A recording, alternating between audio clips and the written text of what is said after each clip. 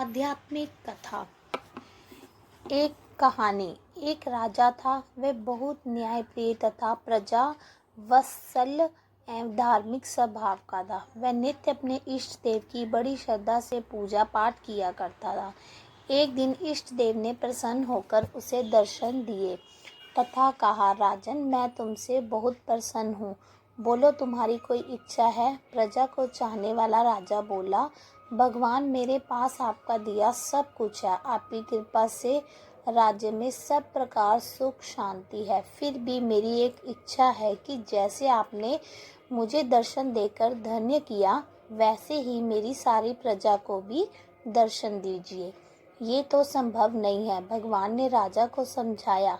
परंतु प्रजा को चाहने वाला राजा भगवान से जिद करने लगा। आखिरकार भगवान को अपने साधक के सामने झुकना पड़ा और वह बोले, ठीक है, कल अपनी सारी प्रजा को उस पहाड़ी के पास लाना।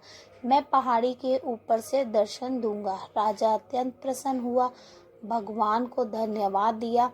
अगले दिन सारे नगर में ढिंढोरा पिटवा दिया कि कल भी पहाड़ के नीचे मेरे साथ पहुँचे, वहाँ भगवान आप सबको दर्शन देंगे। दूसरे दिन राजा अपने समस्त प्रजा और स्वजनों को साथ लेकर पहाड़ी की ओर चलने लगा। चलते चलते रास्ते में एक स्थान पर तांबे के सिक्कों का पहाड़ दिखा। प्रजा में से कुछ एक उस ओर भागने लगे। तभी ज्ञानी राजा ने सबको सतर्क किया कि कोई उस ओर ध्यान ना दे, क्योंकि तुम सब भगवान से मिलने जा रहे हो। इन तांबे के सिक्कों के पीछे अपने भाग्य को लात मत मारो। परंतु लोभ लालच में वशीभूत कुछ प्रजा तांबे के सिक्कों वाली पहाड़ी की ओर भाग गई और सिक्कों की गठरी बनाकर अपने घर की ओर चलने लगे। वह मन ही मन सोच रहे थे, पहले ये सिक्कों को समेट ले, भगवान से तो फिर कभी मिल सकेंगे। राजा खिन्न मन से आगे बढ़े। कुछ दूर चलने पर चांदी के सिक्कों का चमचमाता पहाड़ दिखाई दिया। इस बार भी सभी बची हुई प्रजा में से इस बार भी बची हुई प्रजा में से कुछ लोग उस ओर भागने लगे और चांदी के सिक्कों को गठरी बनाकर अपने घर की ओर चलने लगे। उनके मन में विचार चल रहा था कि ऐसा मौका बार बार नहीं मिलता। चांदी के इतने सारे सिक्के फिर मिले ना मिले, भगवान तो फिर कभी मिल जाएंगे। इसी प्रकार कुछ दूर चलने पर सोने के सिक्कों का पहाड़ नजर आया। अब तो प्रजाजनों में बचे हुए सारे लोग तथा राजा के स्वजन भी उस ओर भागने लगे। वह भी दूसरों की तरह सिक्कों की गठरी लादकर अपने अपने घरों की ओर चल दिए। अब केवल राजा और रानी ही शेष रह गए थे। राजा रानी कहने लगे, देखो कितने लोभी हैं ये लोग, भगवान से मिलने का महत्व ही नहीं जानते।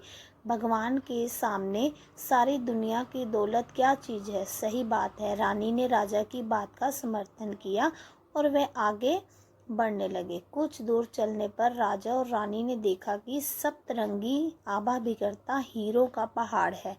अब तो रानी से रहा नहीं गया। हीरो के आकर्षण से वह भी दौड़ पड़ी और हीरो की गठरी बांधने लगी। फिर भी उसका मन नहीं भरा तो साड़ी के पल्लू में भी बांधने लगी। वजन के कारण रानी के वस्त्र भी देह से अलग हो गए, परंतु हीरो की तृष्णा अभी भी नहीं मिटी। ये देख राजा को अत्यंत ग्लानि और विरक्ति हुई। बड़े दुख मन से राजा अकेले ही आगे बढ़ते गए। पहाड़ पर सचमुच भगवान खड़े उनका इंतजार कर रहे थे। राजा को देखते ही भगवान मुस्कुराए और पूछा, कहाँ है तुम्हारी प्रजा और तुम्हारे प्रियजन? मैं तो कब से उनसे मिलने के लिए बेकरार से उनका इंतजार कर रहा हूँ। राजा ने शर्म और आत्मग्लानि से अपना सर झुका लिया। तब भगवान ने राजा को समझाया, राजन, जो लोग भौतिक सांसारिक प्राप्ति को मुझसे अधिक मानते हैं, उन्हें कदाचित मेरी प्राप्ति नहीं होती और वह मेरे स्नेह तथा आशीर्वाद से वंचित ही रहते हैं। जो जीव अपनी मन और बुद्धि से भगवान पर न्यौछावर हो जाते हैं और सर्व संबंधों से प्यार करते हैं वे ही भगवान के प्रिय बनते हैं। इसलिए भगवान के प्रिय बनो, उन पर विश्वास करो।